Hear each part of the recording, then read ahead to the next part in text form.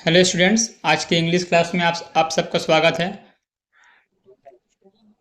तो स्टूडेंट्स, बहुत सारे स्टूडेंट्स का सवाल था कि एग्ज़ाम का कोई नोटिफिकेशन नहीं आ रहा है, कोई भी एग्ज़ाम का खबर नहीं है कि क्या एग्ज़ाम कैंसिल हो गया है। इस तरह से परेशान हैं सभी कोई।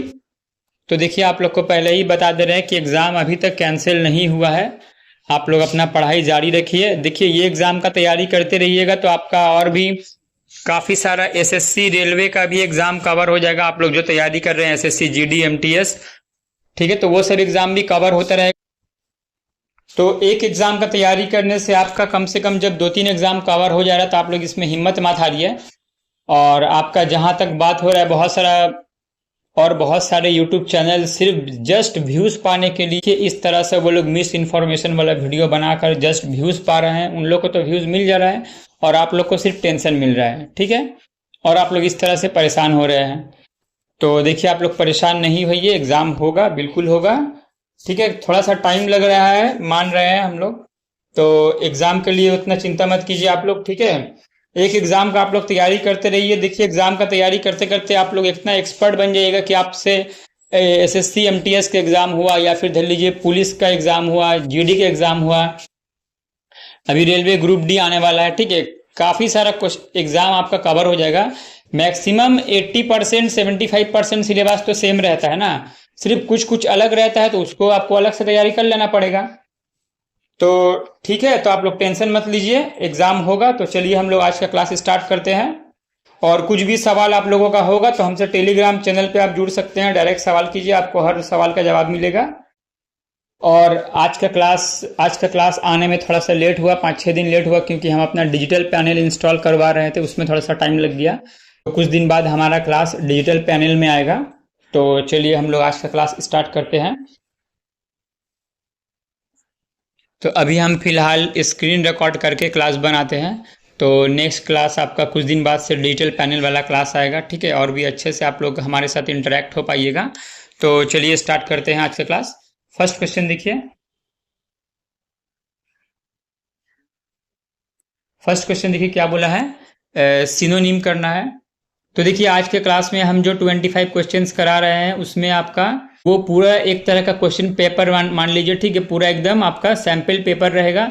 बस इसमें हम वो अ, बस सिर्फ इसमें क्या है, पैसेज वाला क्वेश्चन नहीं है, बाकी ऑल सर नहीं है, बाकी ऑल चैप्टर्स कवर है। तो चलिए स्टार्ट करते हैं हम लोग आज का क्लास। फर्स्ट क्वेश्चन सिनोनिम्स से है, देखिए। तो फर्स्ट सिनोनिम्स, आप स्क्रूटिनाइज। स्क्रूटिनाइज का मतलब होता है पोलराइज या डेकोरेट या इग्नोर या एग्जामाइन। ये आसान है, उम्मीद करते हैं आप लोग सीखिएगा। तो इसका आंसर होता है एग्जामाइन। तो स्क्रूटनी ये हम लोग पढ़े हैं इससे पहले, स्क्रूटनी करना मतलब एग्जामाइन करना, ओके। वही सिनोनिम है कॉन्डन, CONDONE। कॉन्डन का मतलब होता है पार्डन, मतलब किसी को माफ करना, क्षमा करना, ठीक है। तो पार्डन मतलब होता है फॉरगिव। तो 2 नंबर क्वेश्चन का आंसर हो गया फॉरगिव। मिटिगेट का सिनोनिम क्या होता है?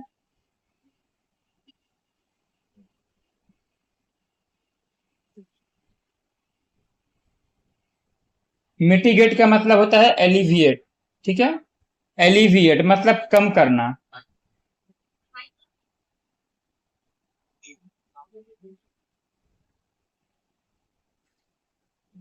मिटिगेट का मतलब हो गया एलिविएट, कम करना। और उसका एंटोनिम है एग्रावेट। एग्रावेट का मतलब होता है बढ़ा देना, ठीक है। जैसे किसी कोई दवा खाने के बाद हमारा जो प्रॉब्लम था और ज्यादा बढ़ गया, तो वो हो गया एग्रावेट। नेक्स्ट क्वेश्चन बोला है यहाँ पर एंटोनिम। एंटोनिम विपरीत शब्द, उल्टा। तो कंसील, CONCEAL, कंसील का मतलब होता है छुपाना, हाइड करना। लेकिन हमको एंटोनिम खोजना है, तो देखिए ये जो यहाँ पर हाइड दिया हुआ है ये भी इसका सिनोनिम है। मास्क, मास्क मतलब छुपा देना, वो भी। कवर्ड, देखिए ये भी, ये 3 सिनोनिम है, लेकिन हम लोग को एंटोनिम खोजना है।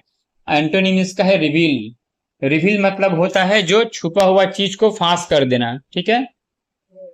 तो यहाँ पर हो गया कंसील मतलब छुपाना, और रिवील मतलब होता है फांस कर देना। रिजिड, रिजिड मतलब होता है कठोर, इनफ्लेक्सिबल, जिसको हम लोग हिला नहीं सकते, या फिर किसी का ओपिनियन को हम लोग चेंज नहीं कर सकते, वो है रिजिड, ठीक है, कठोर। तो उसका उल्टा होता है फ्लेक्सिबल। रिजिड मतलब हार्ड बोल सकते हैं, रिजिड मतलब सॉलिड बोल सकते हैं, ठीक है। नेक्स्ट, तो एंटोनिम हो गया उसका flexible. Next question, deteriorate. Deteriorate का मतलब होता है कोलैप्स, ठीक है, ये इसका सिनोनिम हो गया, लेकिन हम लोग को एंटोनिम करना है, याद रखिएगा। तो एंटोनिम इसका क्या होगा? ऑप्शन देख के ही आपको समझ में आ जाएगा, बताइए आंसर। तो ऑप्शन है इसका इंप्रूव करना। डिटेरियोरेट का मतलब होता है क्षय होना, ठीक है, नुकसान होना, कम हो जाना, कोलैप्स हो जाना, डिक्लाइन हो जाना, ये सब सिनोनिम है। एंटोनिम सिर्फ यहां पर एक है, इंप्रूव करना, ठीक है। नेक्स्ट क्वेश्चन है नरेशन चेंज से डायरेक्ट स्पीच इनडायरेक्ट स्पीच। लिखा हुआ है Sania said to me tomorrow is my convocation. Sania said to me tomorrow is my convocation. तो सबसे पहले देखिए यहाँ पे जो नरेशन चेंज में सेड टू रहने से ये टोल्ड हो जाएगा। तो पहला वाला में देखिए ये हो जाएगा सानिया टोल्ड मी हो जाएगा, Sania told me, said to हटकर टोल्ड हो जाता है। तो देखिए पहला बात तो एक नंबर होगा नहीं, इसमें आई टोल्ड है, ये कट गया। तो सानिया टोल्ड मी दैट, दो नंबर सी नंबर में भी देखिए टोल्ड के बाद टू है, टोल्ड के बाद टू नहीं आएगा। उसके बाद और एक चीज सिर्फ जान लीजिए कि टुमारो का होता है the next day. Narration change में अगर टुमारो रहेगा तो वो हो जाएगा द नेक्स्ट डे, और जो यस्टरडे रहेगा तो वो हो जाएगा द प्रीवियस डे। क्लियर? तो देखिए ऐसा सिर्फ ऑप्शन नंबर बी में है, सिर्फ ऑप्शन नंबर बी में है। Sania told me that the next day was her convocation. तो देखिए ये सेड टू जो था, सेड टू जो है ये वाला पास्ट टेंस में था, तो अंदर का इज है वो वाज हो जाएगा। देखिए एक ही क्वेश्चन में कितना सारा रूल आप लोग को सीखने को मिल जाएगा, अच्छे से देख लीजिए। सबसे पहला बात सेड टू की जगह टोल्ड होगा, नरेशन चेंज में वो हो गया। उसके बाद यहां पर एक दैट आता है, वो दैट आ गया। टुमारो के बदले होता है द नेक्स्ट डे, वो हो गया, ठीक है। और यहां पे पास्ट टेंस रहने से बाद वाला में भी पास्ट टेंस होगा, तो इस की जगह वाज हो जाएगा। क्लियर? तो बी नंबर हो गया आंसर। क्लियर? चलिए नेक्स्ट क्वेश्चन कराते हैं। Question number 9, be careful fill in the blanks. Be careful not to drop this glass case, it is very dash. It is very fragile या rigid या smooth या hard. Answer होगा fragile. Fragile का मतलब होता है जो चीज बहुत जल्दी टूट जाता है, ठीक है। हो गया बहुत नाजुक चीज, बहुत जल्दी टूटने वाला, ठीक है, जैसे कांच हो गया, बहुत जल्दी टूट जाता है। 10 number, he has the dash to express his thought. Right या राइड या राइट या ये राइट। तो इसका आंसर होगा राइट मतलब होता है अधिकार, ठीक है। तो he has the right, RIGST, right, he has the right to express his thought. Thought मतलब होता है अपना चिंताधारा, अपना बात रखना, ठीक है, अपना मनोभाव व्यक्त करना, उसे पूरा अधिकार है अपने बात को रखना, ठीक है। Next, when will you hand dash your assignment. Hand in होगा या हैंड बैक होगा या हैंड डाउन होगा या हैंड इनटू होगा। आंसर होगा हैंड इन। आंसर होगा हैंड इन, ठीक है। तो when will you hand in your assignment. Hand in का मतलब होता है सबमिट करना। हैंड इन मतलब सबमिट करना। Next question, question number 12,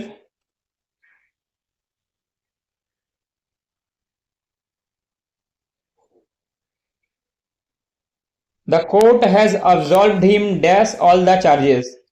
OFF off या विथ या इन या ऑफ। इसका आंसर होगा ऑफ। ये अप्रोप्रिएट प्रीपोजिशन है, एब्सॉल्व के बाद ऑलवेज होता है of. OF of. Question number D, option number D answer.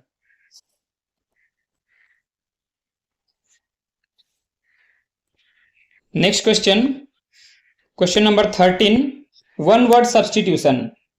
A person who pretends to be what he is not एक ऐसा पर्सन जो प्रिटेंड मतलब बहाना करना, एक्चुअली में वो है नहीं उस तरह से दिखलावा करना, ठीक है। एक्चुअली में जो नहीं है उस तरह का बिहेव करना, इसका आंसर होता है इम्पोस्टर। इम्पोस्टर, इम्पोस्टर मतलब एक्चुअली आप जो नहीं है वैसा दिखलावा करना। A small group of people having control of a country.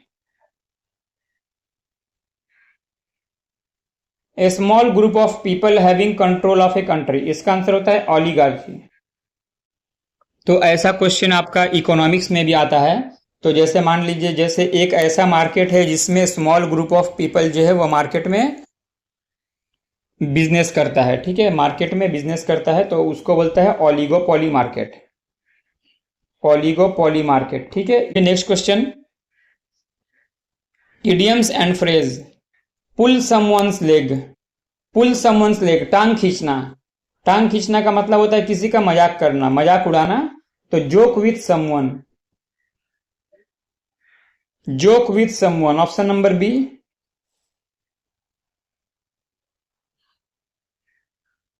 Couch potato. Couch potato का मतलब होता है एक ऐसा इंसान जो हर वक्त टीवी देखते रहता है और सोफा में पड़ा हुआ रहता है, ठीक है, सारा दिन टीवी देखते रहता है लेट लेट कर और कुछ काम नहीं करता है। Person who watches too much television, इसका डिटेल्स हम लिख दिए यहां पर, देखिए। A lazy person who spends a lot of time sitting and watching television and not doing any other work. Next question, spelling check. Select incorrectly spelled word.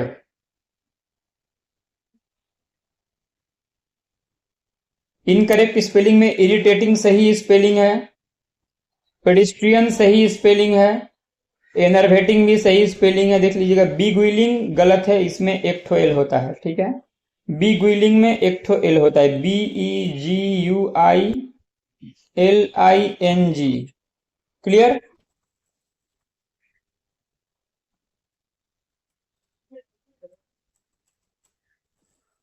Next question, select incorrectly spelled word. ये भी incorrectly spelled word है। तो देखिए, statutory, statutory का spelling सही है। Stationery, ये भी सही है।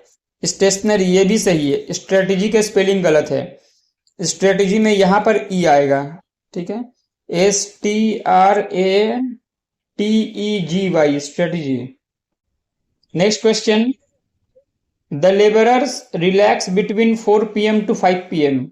यह है spotting the error. ABCD 4 option है, ये पूरा एक सेंटेंस है, तो इसमें आपका कौन सा एरर है खोजना है, और डी आया तो नो एरर।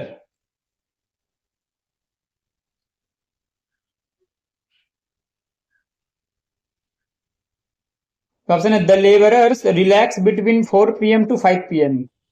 तो यहां पर देखिए, जब भी पहले में बिटवीन रहेगा तो यहां पर टू नहीं होगा, ये होगा एंड, तो सी में एरर है, ठीक है, होगा the labourers relax between 4 PM and 5 PM। To कब लगेगा, जब यहां पर फ्रॉम लगेगा तब वहां पर टू हो जाएगा। फ्रॉम अगर पहले में है तो बाद में टू होगा, और बिटवीन अगर रहेगा तो एंड होगा। समझ में आ गया होगा आप लोग को। Question number 22, unless you do not give the keys of the safe you will be shot. अगर तुम वो लॉकर के चाबी मुझे नहीं दिए, सेफ, ठीक है, तिजोरी का चाबी अगर आप मुझे नहीं दिए तो मैं शॉट कर दूंगा, मतलब गोली मार दूंगा, ऐसे यहां पर लिखा हुआ है। एक चोर बोल रहा है, मतलब एक लुटेरा बोल रहा है यहां पर, तो इसका आंसर होगा ऑप्शन नंबर ए। ए क्यों होगा, क्योंकि अनलेस जो वर्ड है ये अपने आप में एक नेगेटिव वर्ड है, तो अनलेस का मतलब होता है कि अगर नहीं, तो यहां पर नॉट नहीं होगा। इसका आंसर एक्चुअल है जो unless you give the keys of the safe, अगर तुमने चाबी नहीं दिया, ठीक है, अनलेस का मतलब ही हो जा रहा है कि अगर नहीं। Unless you give the keys of the safe you will be shot. Next question, इसमें टोटल हम लोग 25 क्वेश्चन करेंगे। Question number 23, the families are living in Gulmohar Park for the last decades. एक फैमिली है, तो वो फैमिली गुलमोहर पार्क में last 2 decades 20 दशक से यहां पर मतलब 20 साल से 2 दशक से मतलब हो रहा है कि 20 साल से यहां पर रह रही है। तो देखिए ये सेंटेंस एक्चुअली में होना चाहिए था present perfect continuous. Present perfect continuous में ऑलवेज एक हैज बीन या हैव बीन आता है, ठीक है। कैसे हम लोग समझे ये परफेक्ट कॉन्टिन्यूअस में, क्योंकि 20 साल से यहां पर रह रही है, ठीक है। तो कोई भी घटना या कोई भी इंसिडेंट पिछले से लेके अभी तक चला आ रहा है, 20 साल से हम यहां पर रह रहे हैं, मतलब ये हो रहा हमारा प्रेजेंट परफेक्ट कॉन्टिन्यूअस में, और उसमें आर नहीं बैठता है। आर कहां बैठता है? सिंपल कॉन्टिन्यूअस में बैठता है, ठीक है। प्रेजेंट सिंपल कॉन्टिन्यूअस में ये आर लिविंग नहीं होगा, यहां पर होगा हैव बीन लिविंग। तो आंसर क्या हुआ? The families have been living, families have been living in Gulmohar Park for the last 2 decades. Answer हो गया B, answer B. Next question 24।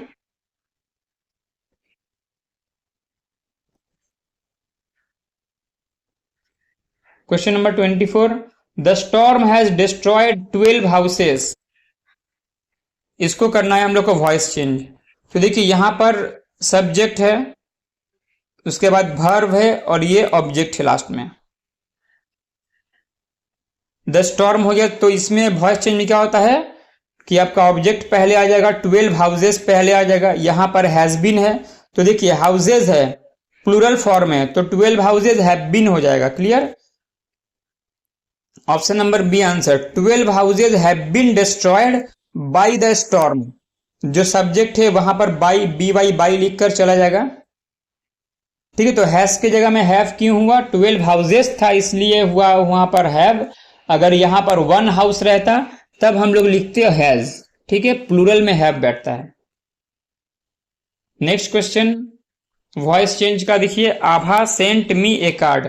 Saint जो है ये देखिए पास्ट फॉर्म में है, ये हो गया सब्जेक्ट, आभा सब्जेक्ट है।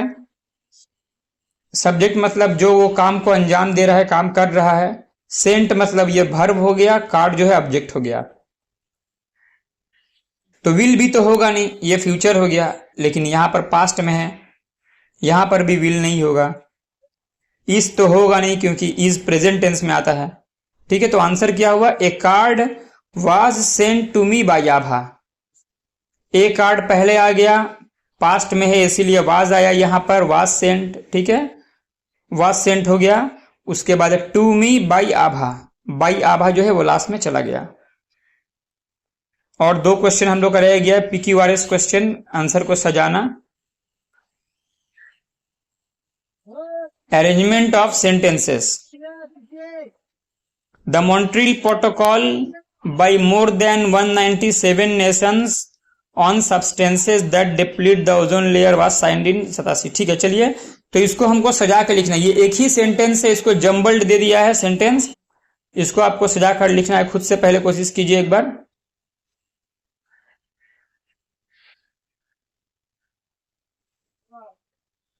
तो देखिए इसका आंसर होगा, हम बताते हैं, आंसर इसका होगा the Montreal protocol on substances that deplete the ozone layer was signed in 1987 by more than 197 nations। ठीक है, तो देखिए ये जो है मॉन्ट्रियल प्रोटोकॉल, ये पहले तो फिक्स है, ये रहेगा। उसके बाद PQR को हम लोग को सजाकर लिखना पड़ेगा। तो पहले Q आया, फिर R, फिर P, तो QRP option number A. Last एक बचा हुआ है, देख लीजिए, इसको खुद से करने की कोशिश कीजिए, काफी आसान है। तो देखिए इसका आंसर होगा सिंपली ABC। देखिए क्या हुआ, in physically fit people calorie restriction and periodic fasting slows down the ageing process. Simple, ये 1 हो जाएगा, ये 2 हो जाएगा, ये 3 हो जाएगा। ये लाइन बाई लाइन सजाकर ही दिया हुआ है। In physically fit people calorie restriction and periodic fasting slows down the ageing process. ठीक है, तो चलिए आज का क्लास यहीं तक। नेक्स्ट क्लास अब जल्दी आएगा। इस क्लास में सिर्फ लेट हो गया था तो हमारा कुछ काम था, तो चलिए नेक्स्ट क्लास में मिलते हैं। और एग्जाम का लेकर आप लोग बिल्कुल चिंता मत कीजिए, आप लोग टेंशन मत लीजिए एकदम। ठीक है, तो चलिए अच्छे से प्रैक्टिस कीजिए, अच्छे से कोशिश कीजिए, आप लोग का इतना अच्छा प्रिपरेशन हो जाएगा कि आप लोग और 2-3 एग्जाम के लिए एलिजिबल हो जाएंगे। ठीक है, एटलीस्ट देखिए हम लोग को कोशिश करना है कि एटलीस्ट छोटा से छोटा एक एग्जाम तो निकाल ही देंगे हम लोग, क्लियर। तो उसके बाद क्या है, छोटा से छोटा कोई भी एग्जाम निकाल लीजिए। बैंक ऑफ बड़ौदा का एग्जाम तो आप लोग का जल्द ही होने वाला है, थोड़ा सा लेट लग रहा है, वो भी एग्जाम होगा, उस एग्जाम में आप लोग क्लियर कर लीजिए।